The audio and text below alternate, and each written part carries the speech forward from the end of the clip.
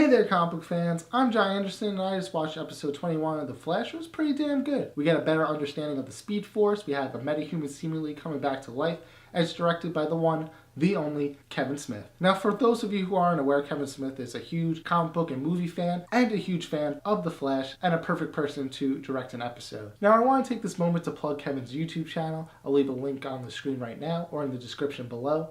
But he does a weekly podcast style video called Fat Man on Batman with his good pal Mark Bernard. And I enjoy it so much that I wanted to make sure that you guys that watch my videos are able to enjoy his content as well. Now, as always, if you haven't seen the episode yet, keep in mind I'm going to be going through key plot points from the episode.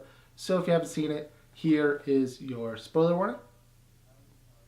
And there it goes. Now, since the last episode, Harrison Wells has tried to recreate the particle accelerator explosion to try to get Barry his speed back, but it seems that it's transported Barry into this alternate universe known as the Speed Force. Now, to be honest, I don't know how the Speed Force works, but it seems like it's a godlike persona that humans can't really comprehend, so the Speed Force communicates to Barry as characters from his past. And I don't know what it is, but I love John Wesley Shipp and Grant Gustin's interactions. Every time I see them on screen together, I really buy into it. So that was my favorite character interaction from the episode.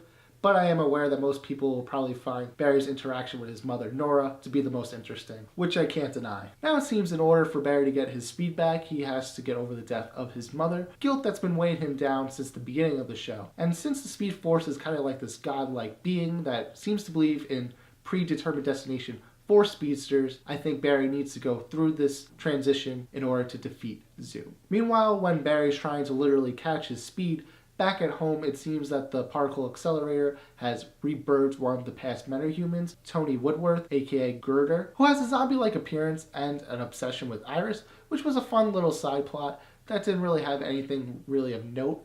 But the biggest standout from that sequence was the cameo by Jason Mewes, who is one of Kevin Smith's good friends and acted alongside him as Jay and Silent Bob in his first film, Clerks. And finally, we see that Zoom has built a metahuman army to destroy Central City, and it's apparent that Barry has his speed back, because next episode, it's going to be an all-out war.